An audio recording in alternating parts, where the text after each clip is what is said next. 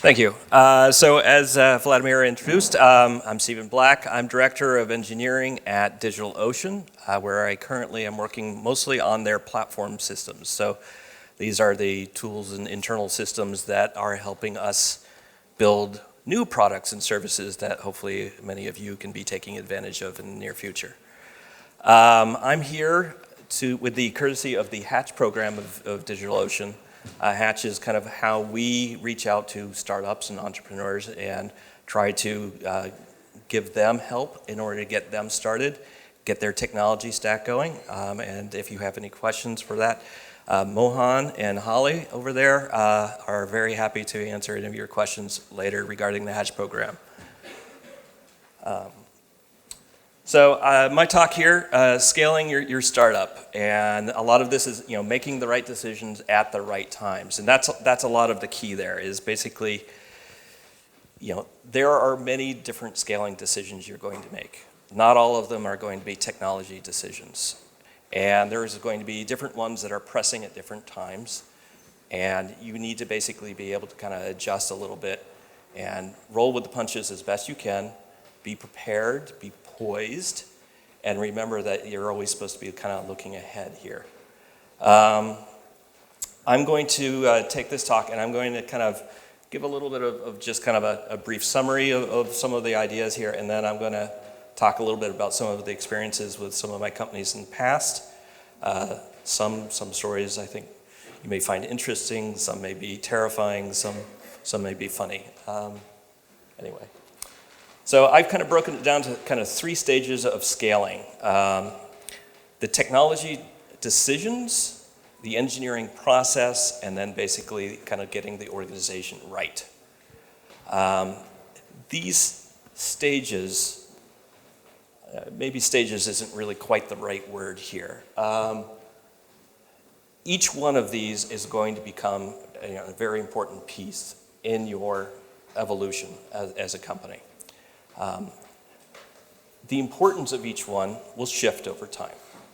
The making the right technology decisions is probably most important when you are in the very early stage and you're still trying to figure out what exactly are we going to be doing, what's resonating with the market, how do we actually make these things happen. The building the effective engineering process is great. You've got something that works. You've got customers that are willing to pay you money to do your thing. Now you need to grow, and you need to build out your engineering team, and you need to file off all the rough edges. How are you going to do that? And how are you going to do it without basically sacrificing the forward progress of your company? And then finally, growing the actual organization. And that means sometimes looking beyond simply the engineering and looking at all the other aspects that are going to be necessary if you're going to have a real functional company. So, things that nobody likes to think about, at least at early stage, is, gosh, I need to hire 50 new engineers. How do I bring them on board? Do I need to build a recruiting team? Is that one person? Can I ask all of my engineers to simply, oh yeah, stop what you're doing, and now I need you to just comb LinkedIn 24/7 until we can stock up these 50 guys? Am I going to need an HR department? Am I going to need a legal department? Who's paying the taxes? All that kind of fun stuff. But you need to start putting in the organizational seeds early on and be able to kind of know when you need to expand and know what your objectives are going to be. So digging in here a little bit of making the right technology decisions. I kind of summarize it here with, always remain flexible. Watch your runtime costs. Runtime cost, maybe I should have better phrased that as costs or investments. And then kind of be very mindful of your decisions. So flexibility. Hopefully this is pretty clear to most folks, especially for the early stage folks, of you may have what you'd consider a brilliant idea. You may talk to your buddies and they all say, oh, that would be awesome, let's go do that. But fundamentally, if the rest of the world says, meh, you're not going to have a successful startup. You need to kind of be able to be adaptive to what is happening in terms of what the customer feedback is, what your potential customers look like, and what they are telling you. And that may mean you need to take some significant technology shifts. You may have created a service that performs X beautifully. And in order to do X, well, you had to solve problems Y and Z, but you don't care about problems in Y and Z. X is cool. Your customers may say, well, X is I don't care. Hey, that Y thing is really cool. Well, now, if you're listening, you should be poised and be ready to kind of pick that up and say, oh, well, I really love X, but my customers really love Y. I can get money for Y. I think I need to double down on that area, and I need to shift. And that may mean I need different hardware. I need different engineers. I need different expertise. I need a different marketing plan. So you kind of need to kind of understand what's going on there. There are a number of startups I know in Silicon Valley. Every day, basically, there's like, what are we pivoting to today? Pivot is the buzzword out there. In many regards, some of them, it's because they don't really actually have a business plan or clue what they're doing. Hopefully that's none of you. But nonetheless, they do have these technology stacks that, they can kind of turn on a dime and shift directions however they need to. Many of the VC firms, they love these companies. And you'd think that's kind of strange in terms of, hey, they don't really even seem to understand what they're building or what their product is. But they love the fact that more or less these folks seem to be talented and they can turn on a dime. That means if a VC sees a competing idea somewhere else, they may basically go talk to them and say, hey, your platform sort of does this. Would you be interested in switching gears and, then I'll give you $2 million. Hey, awesome. The other element here, watch your runtime costs. So obviously startups, especially in early stage, cash flow is super important. Usually it's just cash flow out, not cash flow in. Part of, again, being flexible is you want to avoid making deep investments that ultimately may not pan out. You may think you're doing an AI and you buy a whole bunch of very super expensive graphic CPUs in order to basically start processing, tensor field math and all that kind of good stuff. As it turns out, maybe, that's not the market that we were after anyway. Well, you've just wasted a lot of money. It would be better while you are in that discovery phase, probably to outsource that, minimize your cash outflow. And if you discover, oh, you know what, we don't need those 50 servers after all because we're going to do something that only requires 3, well, you just shut it on down and you just bring up the 3 that you do need. This is where the cloud has been, I think, a game changer for a lot of startups lately, because effectively you can just plunk down a credit card and you don't need to worry about where am I going to go get rack space in a data center, and how am I going to get bandwidth, and how much is that going to cost, and oh, I have to buy 50 servers and then find somebody who can turn the screwdriver to go get them plugged in and keep them operable. All that becomes somebody else's problem. And that's kind of a great use of your time and focus, as well as keeping that flexibility in your system. The other element I would say, and this is probably one of the most important, is being crystal clear on your technology decisions. So you're going to face a number of key points as you're kind of developing your software. And do I use MySQL or do I use Postgres? Do I do horizontal scaling now, or do I just basically add more RAM and vertically scale my issue? These decisions will vary from person to person and from wherever your startup happens to be at any given time. The important thing here, again, is understanding when you have made a decision, when is that decision invalidated? So if I chose to vertically scale by adding more RAM, great. But how long can I continue to do that before I don't have any more RAM slots? And suddenly I have to go all the way out to horizontal, and I have not done anything to build that system. So, that might be 6 months out, it might be 2 years out. You need to know. You need to understand, when I made that decision to vertically scale, what is going to be the trigger point for, okay, I need to revisit that decision and I need to act now rather than wait until I go into crisis mode and then find out, oops, product is dead. All right. Groupon. So this was a fairly recent dig for me. So Groupon, they, I believe, were the fastest growing company on the planet. Literally, they went from 0 to 25,000 employees in less than 5 years. Just absolutely phenomenal growth. Now, most of those were sales guys. They were not engineers, thank God. But nonetheless, they had some very interesting challenges in terms of how fast the company was moving compared to where their technology stack happened to be. They got themselves in a spot of trouble. So they had iterated on a number of designs while they were, still trying to figure out their market, and they had a nice generic system. It was a monolith, easy to build, easy to change, easy to administer, all the right reasons for kind of, choosing that initially. But they never changed that decision. They never revisited that decision.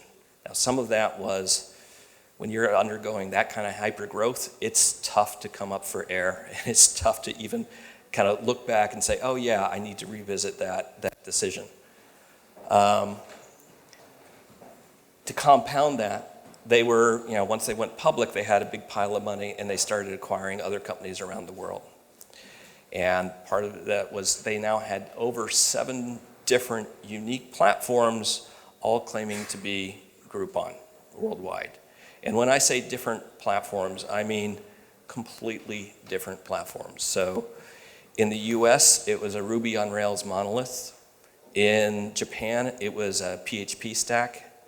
In Russia, it was a completely different Ruby on Rails monolith. In Germany, it was Java and stored procedures. I mean, it's just all crazy stuff.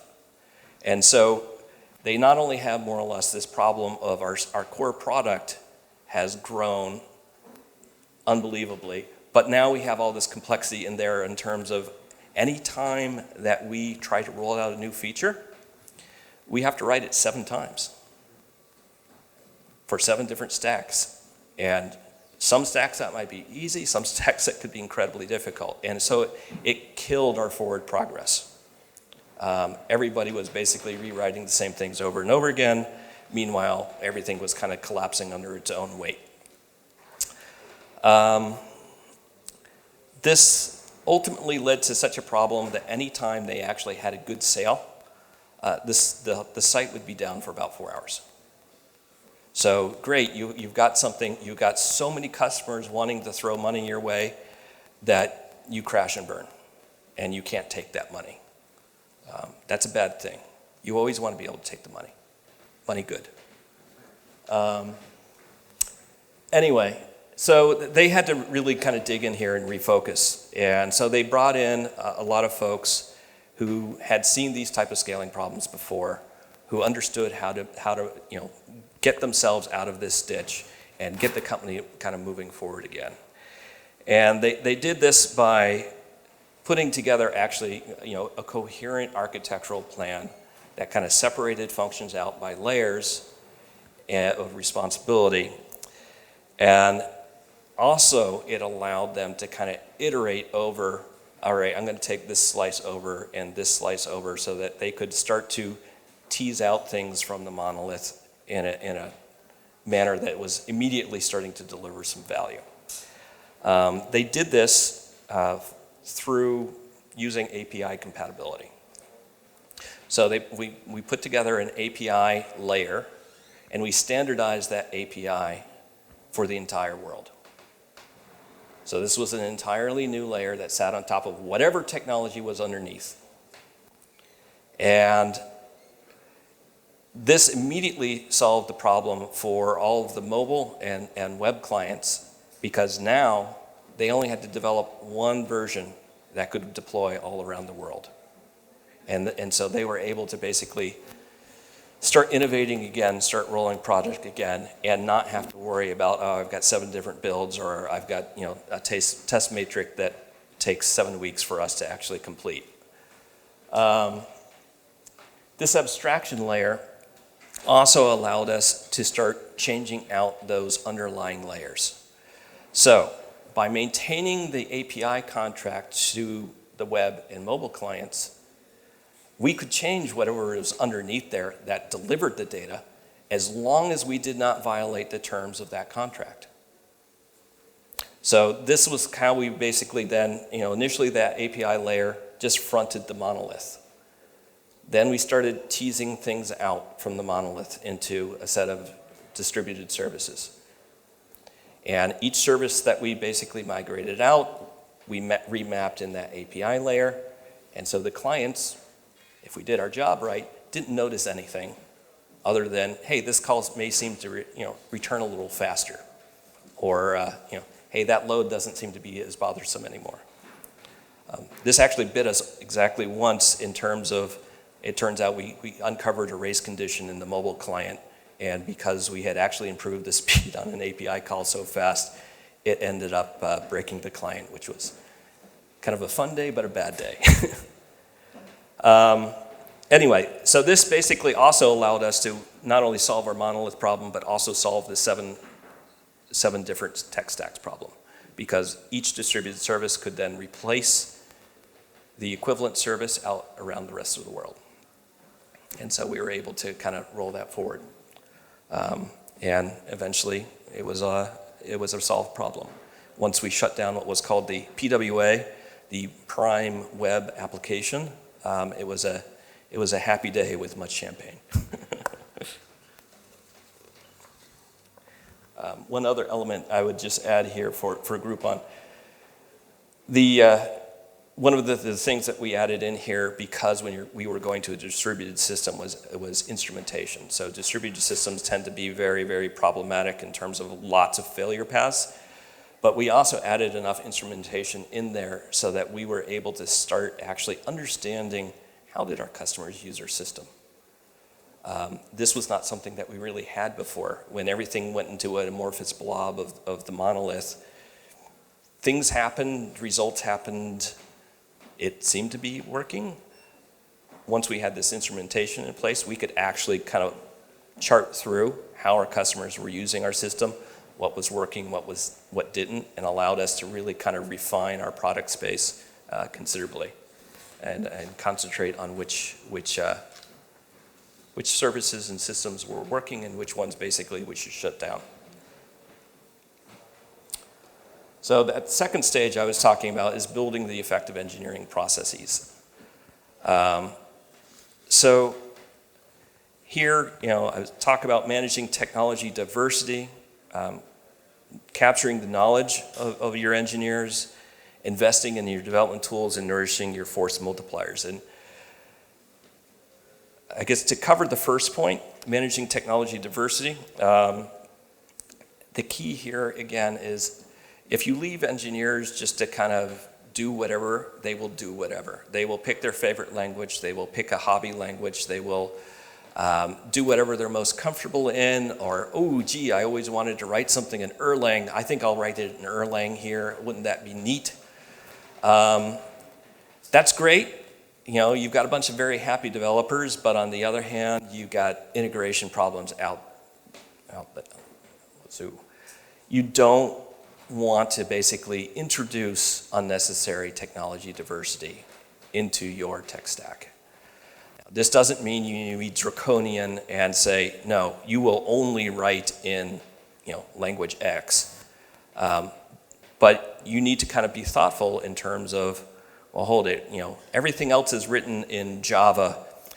We probably ought to write that in Java too, unless there's a clear reason why not. At Netflix, for example, they have this motto of you're free to choose whatever you want. Yeah, you're all very senior engineers. You can make the right decisions. Well, you look at their tech stack, and the right decision 99% of the time was Java. Why? Because it was already there. All the tooling was already there, all the instrumentation was already there, all the build systems were already there. Like, why would I want to reinvent all that? The one exception to that was actually for the Xbox client, where no Java there, and so you had to use C#. Thank you, Microsoft. But yeah, just be mindful. If you're using something off the beaten path, if you're using a non-standard technology, think twice. Maybe it's going to make a real difference to your company. Maybe it'll make a real difference to your velocity. Maybe not. Maybe it'll actually turn out to be a long-term drag. Now you're going to have to hire other people who know this language, or what happens when that person who knew Erlang goes off on vacation and something dies. Good luck with that. It'll be a good time. Don't allow for things like the whole MySQL versus Postgres. Pick one, standardize on it, allow kind of best of breed to kind of survive. Let it meet your needs and move on from that. You don't need 6 different database solutions. Development tools. This is super important, especially as your team starts to grow and grow, as well as how your systems grow. It's pretty easy when it's just 10 people in the startup, and you're all sitting together in a room, or virtual room as it turns out, and you say, hey, Vincent, deploy the thing. And Vincent can go deploy the thing, and who cares? There's only 10 other people, everybody's in sync, and it's 5 servers anyway, who cares? It's done in 5 minutes. It's a whole different ball of wax when you've got 100 developers. Who's deploying? What's deploying? Where's it getting deployed? Who knows what was last deployed? The site's down. What happened? Who changed something? These become problems. You get into issues where you start to scale your systems considerably.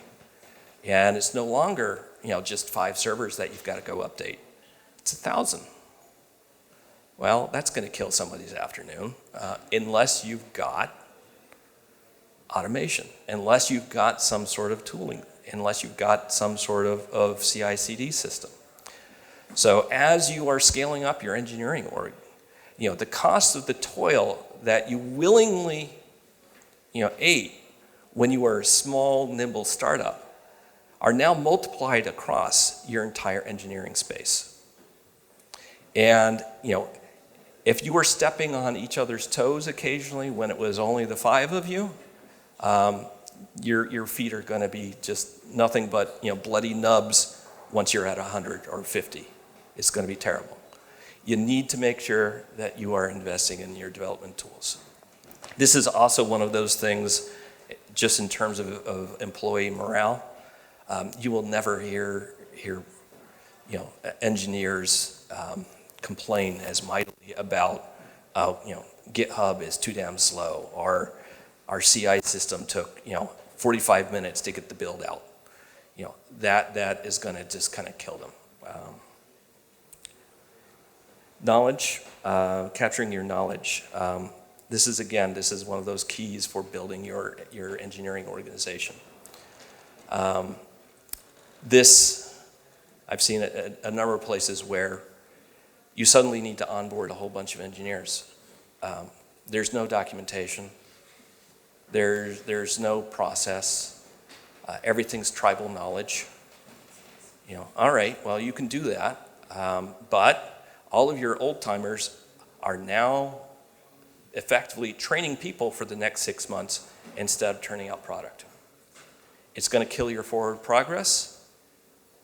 Your people that you've just hired to try to solve your problems are going to be ineffective for a very substantial period of time.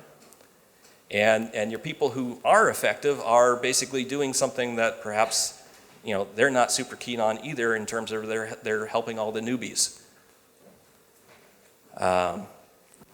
You need to make sure that you've got some sort of system and process in place where you can allow some degree of self-service, that you have an onboarding program where here's a coding exercise in terms of how to use our build system and deploy something and make sure that everything's checked in okay. And it may be as simple as a hello world kind of walkthrough that somebody has to go through, and at the end of the week, yay, you shipped your first feature. I know for years that was Facebook's way. They had a 2-week boot camp they put you through. At the end, you made a live update to the Facebook site. You can't do that without thought. You gotta provide them with the tools, you gotta provide them with the knowledge. You gotta provide it so that they can self-service at their own pace, and they're not just constantly, hey, how do you do this? Hey, where's this code? Hey, my build failed, I don't know why. Hey, which CI/CD system we use? Why do we use that one? I'm gonna go put in another one over here. You get these kind of gaps in knowledge, you get people not understanding the deep context, you get people starting to reinvent the wheel. It just can be crazy. So again, capture the knowledge, capture your processes, define it down. And again, you don't need to be super authoritarian here, you just need to be thoughtful, and you need to understand, if I don't do this, I'm going to be shooting myself in the foot in terms of when I need to bring those folks on.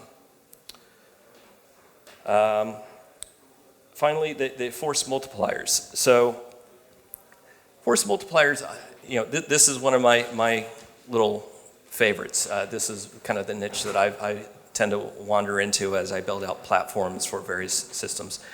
And these are basically taking something of complexity that the company is facing on a repeated basis and being able to solve it in a systemic way so that the majority of your engineers just don't need to worry about it anymore. A good example here at DigitalOcean, actually, we did a quick sampling. We found that we had over 100 MySQL instances in use for our production systems. Approximately 98 of them were misconfigured or not working properly, and nobody knew.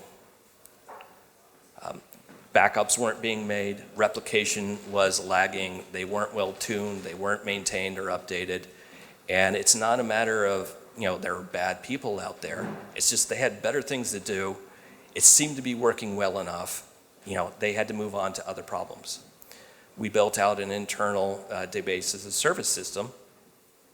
We migrated all the systems over to us. I've got a couple very good database guys now. There is now exactly one place you go and worry about for database access or database backups or making sure replication is working or disaster recovery plans are in place, etc. That's 100 pieces that I pulled out of the DO stack that were rotting and were basically waiting to collapse. And now we have one maintained system and everybody wins. So there's a lot of these type of force multipliers, and what they will be for your company may vary from place to place. Databases was a good example for a pain point at DO. Very frequently, observability, instrumentation and alerting. These are additional kind of force multipliers where you don't want each team reinventing the wheel. It has to be done. It has to be done right, but you don't want to basically, have everybody in the company suddenly have to become Kibana experts or set up Elasticsearch or whatnot in order to basically be able to do their logs correctly. So let's talk a little here about Yahoo. So I was an early person at Yahoo. I came in about employee 500. So this was shortly before the original .com crash. So it went from 500 down to 300 pretty quickly. But then it rebounded and we grew up to 25,000 employees in 5 years or so. This growth triggered that kind of massive bottleneck that I was talking about, where you can look at those numbers, and yes, those were not all engineers, but there were probably at least a third of them were engineers. And we had 88 different products that we had to support, and we were a global presence. And we had no documentation, and we had no build-it system. And we had, barely even source control. It was very Wild West. We had to basically build all those systems from scratch. The other element is we grew so rapidly, people didn't know what their jobs were anymore. People didn't know that there was a user database team. People didn't know that there was a networking team. And so they looked at that and it's like, oh, well, my service, it needs this, let me go build it. And then suddenly you've got, yet another thing that gets out there and now has to be supported. So the organization structure itself was starting to fail. There were redundant efforts everywhere. 14 different solutions for everything. We had build breakages would basically cripple the entire company.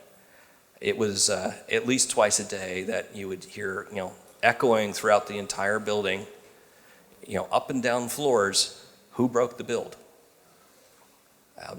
One person makes one bad commit, and the entire company seizes up until we identify that and can get it fixed or rolled back or whatnot. It's terrible. Eventually, somebody broke the build so royally that effectively engineers just went home for 2 days. We could get nothing done. That was basically the decision point for Yahoo to realize, oh, yeah, we need to do something. Well, decision point really should have been, several years prior, but, you take what you can get. They developed an interesting tool in practice at Yahoo, a tool called YInst, and it was a packaging and deployment technology. Just everything starts with a Y at Yahoo, so Inst is for the installer, YInst because it's Yahoo.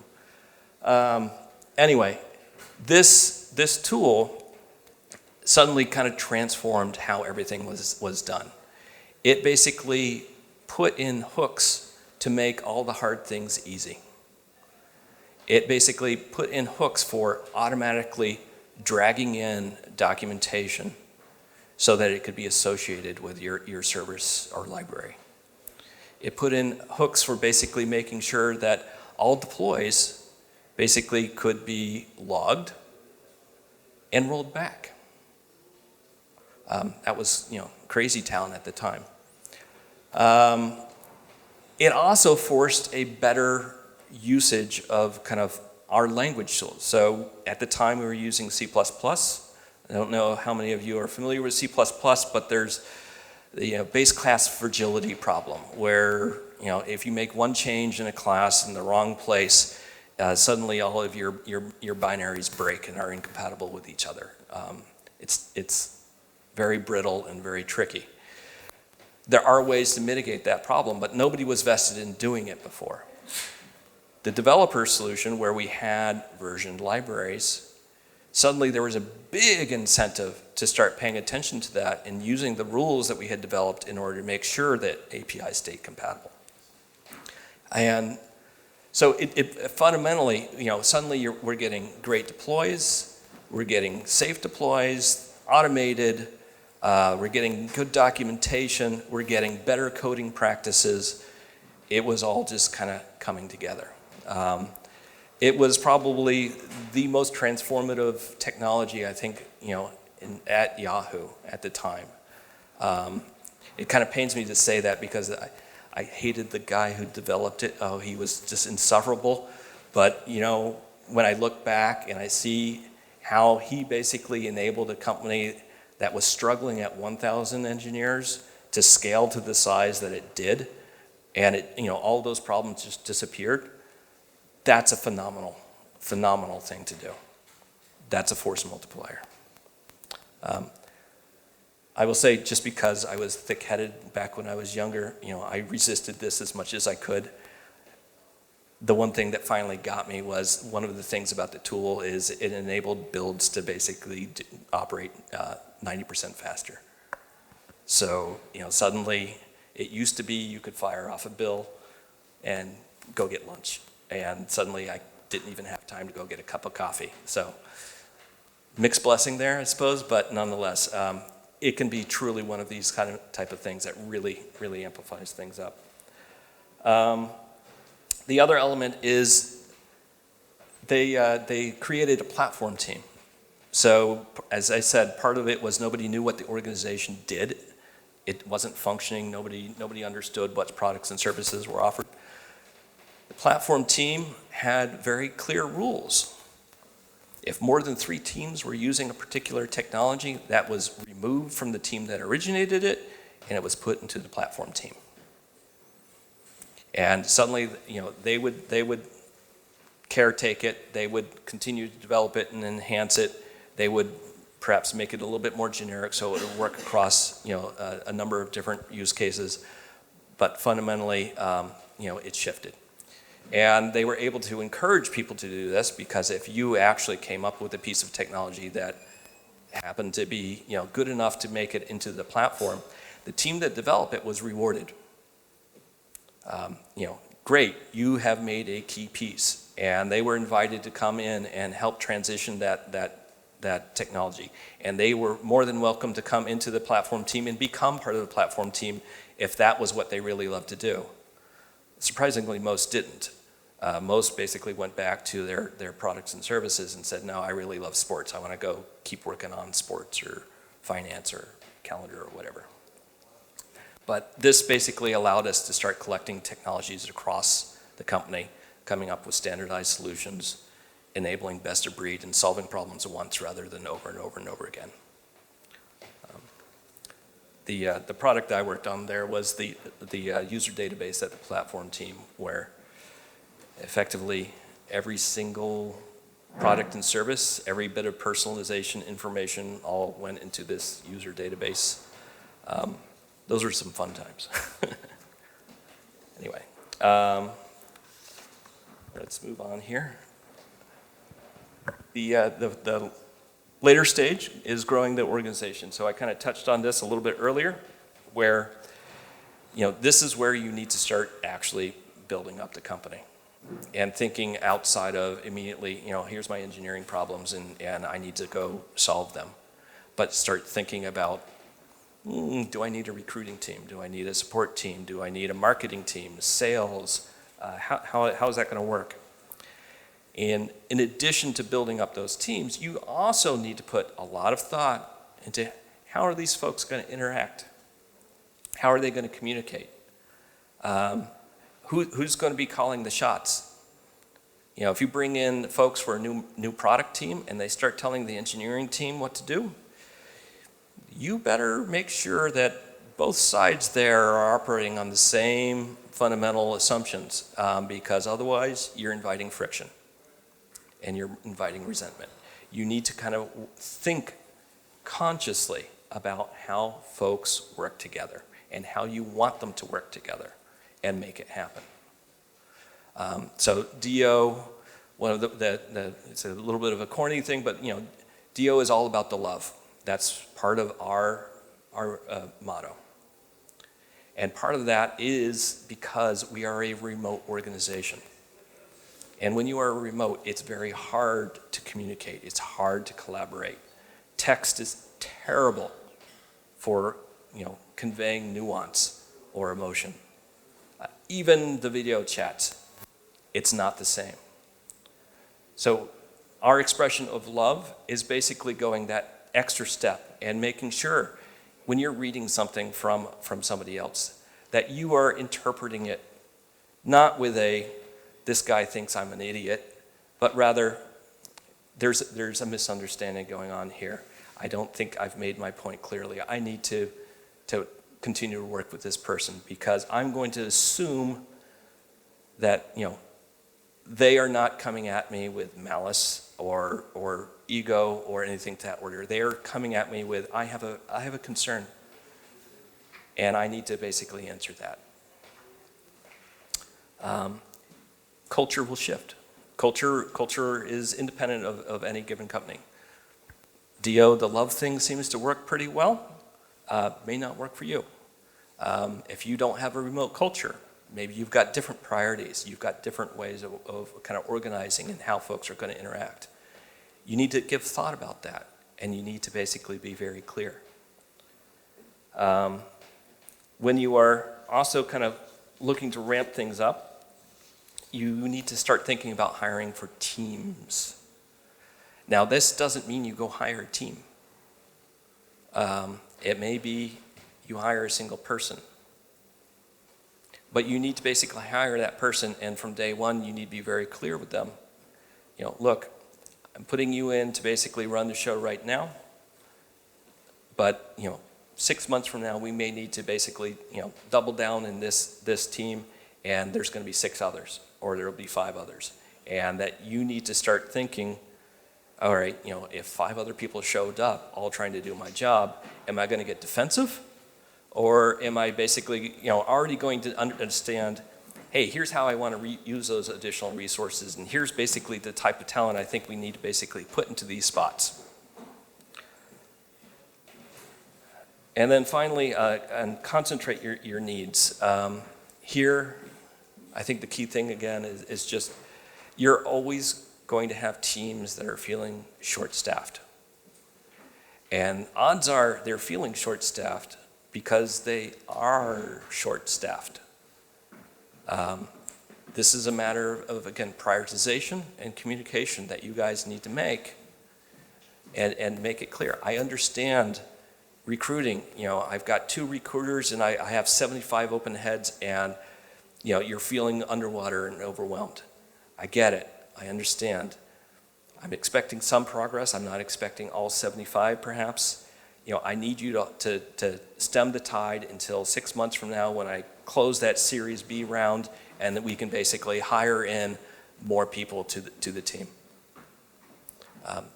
In the meantime, I got to keep working on product. I got to get those engineers in.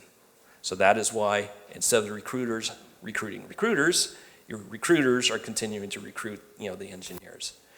Be honest with them. Be clear with them. Vast majority of people are generally okay with the truth. It's when you start kind of trying to soft pedal it to them. Oh, it's not that hard, or oh, well, it'll be okay, and you don't give them any sort of vision or foresight or thought in terms of, no, here's why you're undergoing pain.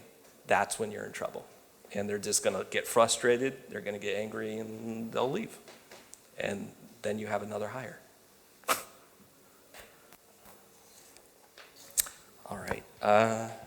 Here, let's talk a little bit about Netflix. So, Netflix, here I'm going to talk about not necessarily the origin of Netflix, but rather when they made the shift from DVD to streaming.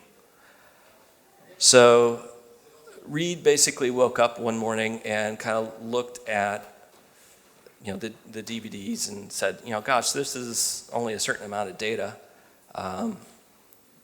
Looking at the bandwidth charts available to consumers, you know what, in 5 years, we're going to be able to do this. Let's start now. Well, that was a great idea. Obviously, worked out well for Netflix. But there are so many things that didn't exist when he had that idea. So, number one, streaming, those rights didn't exist. Hollywood studios basically, what is streaming? You had to explain what you even intended to do. They had no idea. Most don't even understand the internet to this day. It's a little scary. But they did understand basically DVDs. And there's a different legal structure, at least in the US, of DVDs versus streaming as well. So DVDs, you can purchase. And once you purchase it, you can use it however you want, and you can sell it to anybody else you want. You own it. Streaming, you never own the stream. You lease it. So you get these contracts for, generally 1 to 5 years that give you the rights to stream a particular version of a video to a particular audience. And then at the end, those rights vanish and that content better be taken down. There were no consumer-friendly streaming clients, and by this I mean, yes, you could kind of watch QuickTime movies on your computer. There was a couple plugins that allowed you to view things, but it was a colossal pain in the butt. Nobody kept their plugins up to date on their web browsers, and if you basically ever wanted, your parents to be able to watch a streaming video, there's no way. They can master the TV just fine. They're not going to basically, install Firefox and install Flash and keep this up to date and go to this site and type in a crazy URL. No, not going to happen. And then finally, as I said, at the time, consumer bandwidth was pretty terrible. So what did Reed do? None of this discouraged him. He started down the path, and the very first path was, okay, I got to figure out what does streaming mean to Hollywood? How would I get a hold of those rights? How would we even frame it up? He hired one lawyer.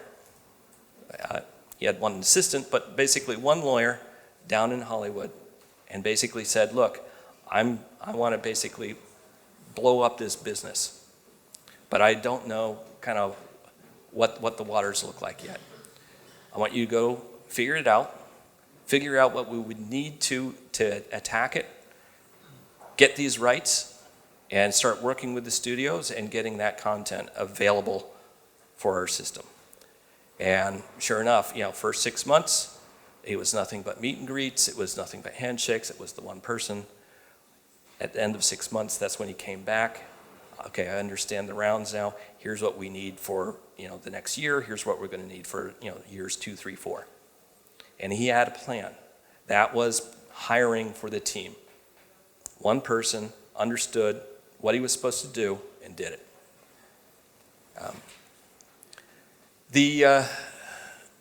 Developed cheap hardware client. So this was kind of an interesting thing. So they realized, okay, nobody wants to watch on their computer. They want to watch on their TV, and it's got to be super simple. How are we going to do that? And so they had assembled a team, and they figured out the right chipset and interface and started coding that up and putting it all together, and they got it pretty much all the way down the door. And then something interesting happened. Now before that, how many people here have ever read Netflix's deck, their infamous slide deck of how they hire people and how they basically value team culture? I saw 1, 2, a few others. Okay. So one of the things about Netflix is they're pretty ruthless about cutting dead weight. They run the analogy of it's like a professional sports team, and the moment they find a better goalie, the old goalie's out of a job. They send him off with a very nice check, big fat check. Thank you for your work. You did some great stuff, but we got somebody better here. Bye. They do this constantly. And that's what they did with this team. So even though they had put all the work in, they had developed all this, they were ready to go live, they had the manufacturing all lined up, they woke up and Reed said, sorry, we're not going in that direction, you're fired. Fired a lot. Now, the folks, again, they knew what they signed up for. They kind of understood why Reed didn't want to go into the hardware business. That's radically different. He didn't want to be in manufacturing. He didn't want to basically have to go out and sell all this stuff. But he knew that there was still a market for it. He just didn't want to do it. It was a distraction to the company. So after he fired them, he pulled them back into his office and said, hey, you guys should do a startup and I'll fund you. And that startup became Roku. So, sort of happy ending there. But nonetheless, that was an idea of, he knew where he needed to concentrate his resources. And he saw that basically this hardware solution, while it would solve the problem, it would make him lose focus on what he really wanted to do. He wanted to stream movies. He didn't want to build hardware. Let somebody else do that. Just FYI, a similar thing happened also even with the DVD business. So the DVD business was originally just, it mailed to you. Somebody had come up with the idea of, oh, we should put kiosks where you can go get a DVD at the grocery store or what have you. Let's explore that. They did. They built its system, prototyped it, and then he killed it and fired everybody. That then became the system in the US called Redbox, which does exactly that. It's a DVD, Blu-ray kiosk. Again, he funded that company as well. Anyway, so he outsourced the cheap hardware clients. And then once he started getting the content, he started developing the encoding and transmission. Now this turned out to be significantly different than anything that they had seen before. Encoding is extraordinarily compute intensive. So when you are getting a pristine, film that you have to digitize and then compress, that takes a while and it takes a lot of resources. And to compound it, by the time they were getting this system ready, there was a number of different clients out there, a number of different TVs, a number of different capabilities that they needed to support. At the time I left, before a movie could go out live on site, it had to go through 27 different encoding formats. And each format had 3 to 5 different compression levels. So you can see there was a whole sea of computers that they now needed to build out and host. And all it was doing was just churning away, trying to digitize these movies. And especially in the early days where they had access to a lot of very cheap B movies, they got a lot of stuff early on, and it was just take them forever to get something live on site. They also had to work out a number of kind of interesting quality problems in terms of how do things move out of sight in terms of there's a number of different steps that have to be assured. Do you have all 27 formats? Do you have the titling right? Do you have the poster art? Do you have subtitles? Do you have the language codes all set correctly? Is the contract signed? Believe it or not, oftentimes they will deliver the content even though the contract hasn't been signed because Hollywood still works on handshakes, but lawyers don't. So there was a whole digital supply pipeline that they had to build, and this was kind of getting bigger and bigger and bigger and more complex, and that's not even for the streaming piece. That's just for the encoding piece. What finally crystallized it for them was, they had, I think it was a flood in their data center, and it more or less, wiped out a good number of their systems, and that crystallized it for Reed and Ginter. Why the hell am I back in this hardware business? I don't want to own this stuff. I don't want to have data center guys basically going and turning screws and plugging things in. Can I get somebody else to do this? That's where they led into the cloud. Actually, was okay, make this somebody else's problem. They can run it. I'll pay them. Yay, we win. The fact that it turned out extraordinarily fortuitous also for Netflix was, as Amazon was building up here, there was a lot of extra capacity at Amazon. Now, Netflix, their hours happen to be offset from normal business hours. 9 to 5, most people are at work. They're not watching TV. So during the day, the loads were minuscule. But come 8 o'clock at night, everybody wants to watch a movie. The loads would explode to 100x of what they were during the day. Amazon was great for that because basically everybody else was running a 9 to 5 business. 5 o'clock, all this excess capacity became available in AWS for pennies. And so suddenly they were able to leverage that, pick up all this capacity for the streaming when they needed it and other people didn't, and pay almost nothing for it. So they really kind of, that crystallized it for them in terms of why, they're going cloud and they're never coming back. All right.